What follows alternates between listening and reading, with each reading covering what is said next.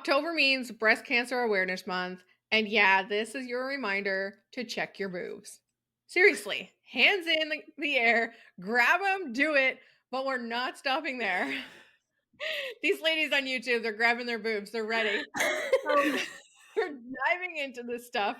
No one likes to say out loud how treatment messes with your body, your head, your sex drive, even how you show up at work. We're busting myths, telling the truth, and yes, we're going to get a little intimate because surviving breast cancer isn't just about making it through, it's about reclaiming your body, your confidence, and your pleasure. So pour a coffee or a mimosa if that's your vibe. Settle in. This conversation is going to get raw, real, a little sassy, and absolutely worth having.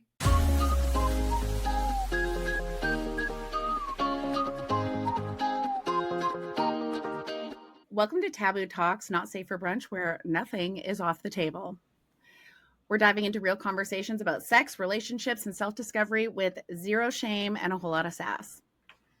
With over 55 years of combined experience in the intimacy industry and plenty of real-life lessons, we are here to break taboos, bust myths, and serve up unapologetic, real-world education, one brunch convo at a time. I'm Coralie, tuning in from Vancouver. I'm a married mom with one foot in the empty nest club. My superpower is going deep down rabbit holes and getting to the real root of things. And I'm Amber. I'm based in Ontario. I'm married. I'm a mom, a GMA, and proudly blunt. I cut through the fluff and get straight to what matters. I'm Vicki, and I'm from Manitoba. I'm divorced, re-entering the dating scene. I'm a mom to two grown-ups, and my magic is creating real connection because intimacy starts with trust. Grab your mimosa, your matcha, or whatever turns you on, and let's dive in. Breast cancer treatment doesn't just end when the hospital visits do. It reshapes how survivors experience touch and intimacy and confidence. 42% of survivors report new symptoms of sexual dysfunction after diagnosis and treatment. Survivors who undergo mastectomy without reconstruction are less likely to be satisfied with their appearance. Only about 59% reported satisfaction. And that dissatisfaction directly correlates with the lower sexual function. And those two stats were from the Annals of Palliative Medicine. Now, these numbers show what survivors already feel. Scars, asymmetry, and changes in sensation are minor details. We're using the quotations on that. They can shift how someone sees themselves, how they show up with a partner, and how they reclaim their own pleasure. So there are some realities when it comes to treatments and body changes, like surgery realities. The lumpectomy, mastectomy, or reconstruction, they all come with physical and emotional trade-offs. Nothing is free. None of them restore the old normal that we hope for or that we maybe even anticipate. There's also a possibility of some sensation shifts, some nerve damage, scar tissue, or swelling can make touch feel different, sometimes numb, sometimes hypersensitive. So it can be polar opposites. Reclaiming some control, small practices like massage, gentle touch, or body mapping exercises can help survivors explore what feels good again. And of course, there's typically a hormone disruption. Chemo and radiation can lower estrogen and testosterone, tanking energy and desire. Intimacy may look different using toys, lubricants, or mindful touch to explore new pathways with your new body. Intimacy, again, thrives when partners learn to talk openly about reassurance, consent, and shifting boundaries around. That would be a huge worry. Will my body be desired the same? Mm-hmm. Surgery and treatment can, of course, make people feel disconnected from their bodies. Whether it's lingerie, a new outfit, or mere affirmations, finding small ways to feel attractive again really matters. Celebrate your wins, because intimacy doesn't have to mean sex. Sometimes it's about rediscovering joy in the little acts of self-love. Yeah, so I can personally relate to the surgery. I actually last year had a lumpectomy, and I was told by my doctor that she basically assumed that she was like, this looks like cancer. If anybody's familiar with the BIRAD rating, I had a BIRAD of 5, which basically was 95% cancer. So I was walking into this going, okay, I have breast cancer. I was a super rare case where it wasn't, but the whole time that I was going through these procedures and getting the biopsy, people were telling me like, I'm so glad that you came early. You know, the age dropped for a reason. We caught this early. And they're saying all these things. So it's cancer. Like my doctors, like we're totally expecting it to come back as cancer. Like I need to be told real, like don't do the optimism things. Just tell me how it is. So for me, that made me feel comforted just knowing what I was walking into. And then I got a total complete messed up response where it wasn't breast cancer. And thank goodness that it wasn't. I still went through the lumpectomy. I still have the scar. I have pain in my breast all the time and it goes with my cycle. And just in that like scar area and where it is, and if it's, you know, touched or moved or too hard, aggressive, it hurts. So you have to have that conversation with your partner when you've gone through anything like this. So yeah, so it turned out it was a really rare tumor and we're just monitoring and making sure it doesn't come back. So yeah. And we were so glad it was just a rare tumor. Just a rare, The yeah. brunch crew was stressing last summer, you guys. It was a very stressful summer. Yeah. Mm-hmm. Yeah, it was. And that really speaks to the whole communication with your partner, you know, all of that. You just said it. It is literally something that, you know, you're getting a result that looks different than you assumed. Your partner may be responding in a way that feels different to you because they may be like, yeah, you got this, it's not cancer, but it's this. You may have been like, it's not cancer, but it's this. You know, like that's the other thing is that you have to make sure that you're on the same page as far as how you're feeling about it so that your partner can empathize in the way that you need. Well, and that's kind of what happened in my case where, you know, even the doctor, like I went into the doctor's office when we found out that it wasn't breast cancer. And she's like, it's just a fibromatosis. It's fine. And my face was like, no, there's something more. And like, there's still something wrong. And she's like, you should celebrate. Go out and celebrate. And my husband and I both left there and he looked at me. He's like, what the hell was that? Yeah. You know, so, but family, friends, they were all like, oh, thank goodness. And they just moved on. And I'm like digging deeper, going, no, I need more answers because this is something else. And it happened to be what's called a desmoid tumor. So really rare, 2 to 4 in a million get it every year. And it's normally in like your abdomen and stuff like that. So it's really rare to even be on your breast. But I had to advocate and get seen in other locations and confirm that that's exactly what it was. So yeah, for me, I didn't stop stressing even after I was told because I was like, no, I know there's something more to this. I think also too, there's something to be said. Like, I mean, with their medical profession doctors, you know, like, oh, great, close the book. We're sitting there holding on to it all. And then we have to go do our own research because, and I'm not doubting that the doctors, you know, they have the school, they know their stuff, but I'm the only me, right? So of course I'm going to still research it and want to make sure and bring things up for my doctor because I mean, I've never been in the breast cancer situation, but different, you know what I mean? It's just good to do that research and find those communities like I know you did with other people who have, you know, similar story because you can learn so much from them. Yeah. So, I mean, not to like discount, you know, breast cancer and anybody going through it, because I mean, I'm glad that that wasn't the case for me, but I know firsthand people who have gone through it and have had mastectomies and, you know, they've gone through everything. And then just the aftermath, it never ends. It never ends. Yeah. Well, and let's talk about the mental load that was experienced just from the diagnosis while waiting, or just from the suggested diagnosis while waiting for the diagnosis. I mean, there's just so many, you go to the worst places in your brain, of course, right? So anybody who's in that waiting stage, that's horrific. That's horrific. And that is, the experience is going to imprint on you in some way. Tom Petty wrote a song about it. Waiting sucks so much. Waiting is the hardest part. Also true. That is not wrong. So we're going to dive into some mind games, myth busting, and just underrepresented experiences. So mental health, myths, and experiences that often get overlooked. Mental health is often the invisible side effect of breast cancer. Survivors are significantly more likely to struggle than the general population. Anxiety risk is 33% higher, depression 35% higher, and sexual dysfunction is 27% higher. And that comes from PLOS medicine. 64% of breast cancer patients develop a mental disorder post-diagnosis versus 38% of people without cancer. That's Wow. incredible. Well, I mean, it's that whole, what will the diagnosis be? What, Right. when you get the diagnosis, then what's the next steps? Then the anxiety around the treatment and what our life is going to look like. Will we have one? And I can only imagine too, say everything goes great, wonderful. You get your treatment, you're given the all clear, the anxiety about it coming back. Like, just a lot. Yeah. It's a huge gap, and it proves that the mental load of survivorship is just as real as the physical one. Mm. So let's bust some myths, you guys. Breast cancer only affects older women. Wrong. Younger women often face it. And I mean, that's why they dropped the age in Canada to 40 for a regular mammogram. Mhm. It's often more aggressive when it hits younger women. Challenges with fertility, careers, and identity are a huge thing, especially when you're younger. Mhm.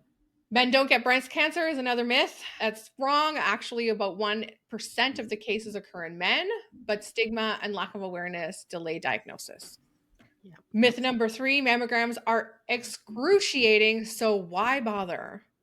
The truth is, most women rate the pain from a mammogram as mild as a 4 out of 10, similar to a tight shoe or mild headache. In fact, 94% say they'd go back even if it was uncomfortable. So, did you guys, I know you both have had mammograms. I've had a mammogram, MRI, all the things. Was it excruciating? No. My last one wasn't the best. I had a trainee, but everybody has to learn. Yeah.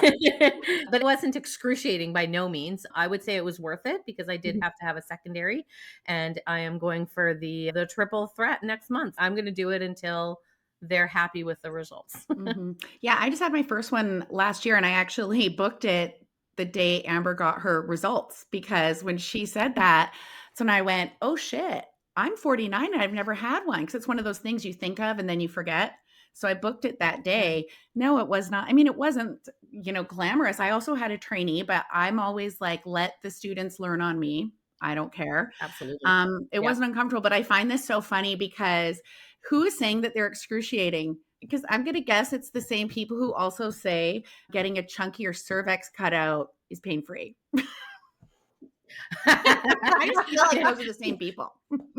Well, and I do feel like, though, and I mean, if anybody, different size breasts, right? If you have a smaller size breast, I'm sure it's a lot harder, a lot more uncomfortable, maybe even painful, only because they really got to pull. And I've talked to people with really small breasts. So a man, same kind of thing, you're pulling a lot. And I know, like, when I went my last one, the woman was just in such a rush, and she just like pulled my skin along the plastic, and I was like, holy shit, like, you just gave me plastic burn. But outside of that, like, the first couple I went to, they were just fine. So Yeah, and I mean, I suppose the more we have, the more sampling we have to draw from as right. far as our opinions are concerned. But I just think that the benefit outweighs whatever discomfort we might feel in those moments. I don't think, unlike taking a cutting of the cervix, which should be medicated with pain reliever Or getting an IUD, prior, for example, too. Same thing.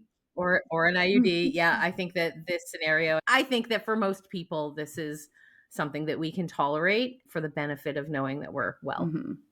Agreed. Yeah. Yeah. Another myth, reconstruction fixes everything. I know that firsthand from a friend. It does not. Reconstruction may restore shape, but not sensation. Many women report lasting body image and intimacy struggles. And you could have other problems like swelling and lymphatic problems and stuff like that are happening in other areas around the breast area. So, yeah. Yeah. Body image is one of those things that's kind of tricky, right? Just because everything gets put back, let's say you have new breasts, you have like whatever happens, it doesn't change the fact that this brain still reminds us of that person that we were, or that image that we saw, that reflection in the mirror. Our brain she's a tricky bitch. Mm-hmm. I also think, too, that's just another reason why I think if you aren't already doing the work to detach your self-worth from your body image, start now. Because it's a lot easier. I've never been through this, but I've been through other things, and it's a lot easier to go through something like that when you can still be sad, depressed, and anxious, but you don't think you're a piece of shit human because you don't look the same. Your self-worth isn't attached to your appearance. Right. Another myth, sex after breast cancer is impossible. This is false. Desire may shift, but intimacy and pleasure are absolutely still possible with the right tools, support, and communication. Mm-hmm. So, guys, have you ever believed a myth about mammograms or breast cancer that turned out to be totally wrong? I mean, I heard they were painful. That's the first thing I hear. Yeah. I think that for me, it's that at such a young age, you can experience a cancer diagnosis, breast cancer diagnosis specifically. And that wasn't a realization for me until I was into my 30s. And I was like, oh. Right. So I think that dropping that age to 40 is so incredibly important because it brings that knowledge forward that this is important to start checking sooner than later. Mm-hmm. Yeah. Yeah, I went for my first mammogram actually. I think I was late 20s, early 30s because I felt something and I went to my doctor and he was just like, I don't feel it, but for your peace of mind, I'm going to send you. Yes. That's a good And doctor. when I got there, I was like so scared. And this woman, she was like, one of the nurses, she was like, something's going on with our machine. We might not be able to do it today. Da, da, da, da. I just burst out crying. She took me in another room. I was so stressed about this whole situation. And when I actually went and did it, and I mean, I was more stressed about the results and if there was something there, I think. But I mean, you don't know. You're Right. walking into something you don't know about. You haven't really talked to anybody. Like, I didn't really talk to anybody because at that time I didn't say anything. And it ended up the actual mammogram that time had been, I mean, nothing came back, but also I didn't really feel much squishiness. But again, if you have cysts and stuff, like I know people who have cysts and different painful things that are happening in their breast. So it can be painful in that aspect, Yes. but not to a point where it's not worth going. Mm-hmm. Now, there are some unrepresented experiences, though, when it comes to breast cancer, and we just want to touch on those. Transgender and non binary folks are less likely to be up to date on mammograms and screenings due to the stigma and systematic barriers. So, for trans women, long term estrogen therapy may slightly increase breast cancer risk. For trans men, chest surgery doesn't remove all breast tissue. As we know, cis men can also get it. So, screening is still important. Add in providers who aren't always inclusive or knowledgeable, and care gets complicated, right? So you really got to advocate for yourself. Like, it's important that you yourself are advocating to get these things done. Mm-hmm. Plus, navigating intimacy after surgery or treatment can look different for queer and transgender relationships as well. And then we have the BIPOC community, which face higher rates of late stage diagnosis and disparities in treatment access. So, Black women, for example, are 40% more likely to die of breast cancer than white women, often due to delayed detection and barriers to care. What the actual That F? just pissed me off. Yeah. Right. Right. Yeah. Like, I have chills. Mm-hmm. Not okay. Absolutely not. We all know we're not safe for brunch stands here. Yeah. Yeah. All We're three of mad. us, yeah. Yeah. We're mad for you. Mhm. Younger women, fertility, family planning, and career pressures add layers of complexity, often overlooked in survivorship care. So, being diagnosed in your 20s, 30s, or 40s brings a unique layer of stress. Treatment can affect fertility, disrupt career plans, and add financial strain. Many young women also feel isolated because most breast cancer support spaces skew older. Yeah. Yeah. There's nothing worse than being in a room full of people that don't look like you, which also goes back to our BIPOC community. Right. Yeah. Good point. Yeah. Mm-hmm. That would be so scary. Like, I mean, it's scary no matter what. I can't imagine the additional stress of having littles and, be grateful for your health every day, man. Then we have the added complication of intersectionality, overlapping identities, race, gender, sexuality, add nuance to intimacy and survivorship journeys. Someone might be a young queer woman of color, meaning she faces not just one barrier, but several at once. Intersectionality reminds us that survivorship and intimacy challenges aren't one size fits all. Okay, so let's talk about reclaiming pleasure and confidence because there's still sensuality, intimacy, and self confidence post breast cancer. So, first, it's really important to reconnect with your body. Do the mindful touching, the exploring, like Vicki was talking about with a partner. Do that by yourself. Do that by yourself. Learn what you love, learn what you don't like. Find those spots on your body that actually don't have sensation. I think that's it's really interesting because I had a surgery recently. I have a spot that has no feeling. It drives me insane.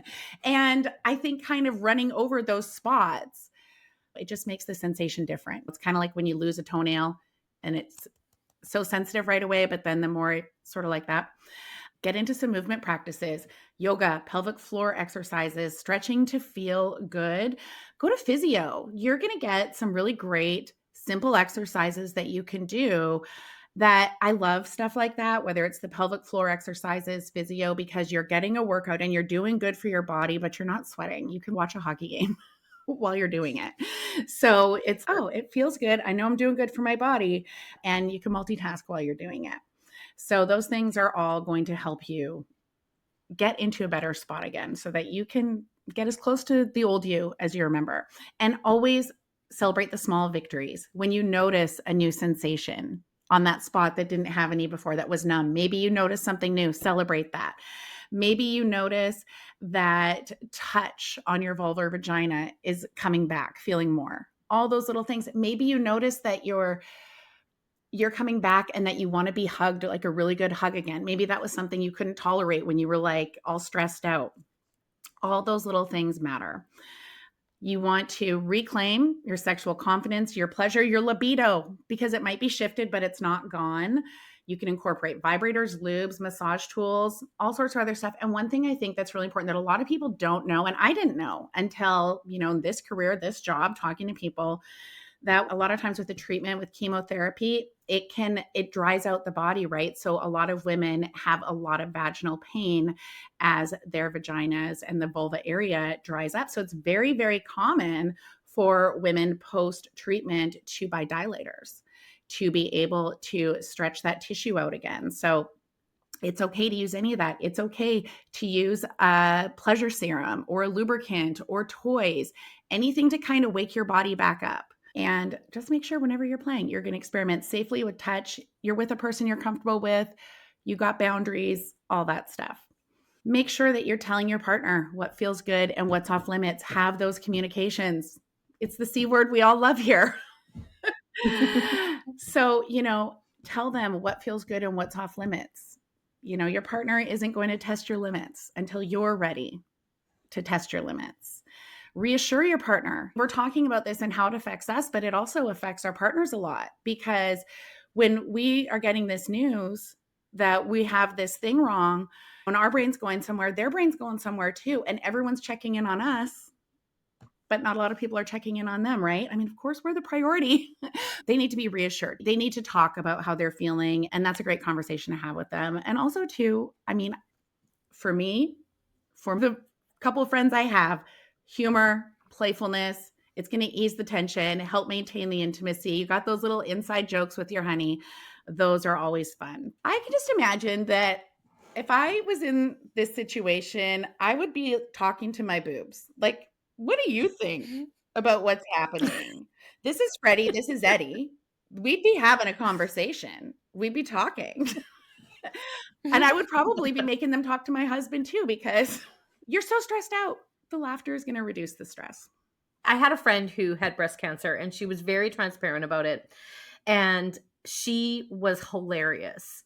And there were times when she made jokes that made me uncomfortable, Right.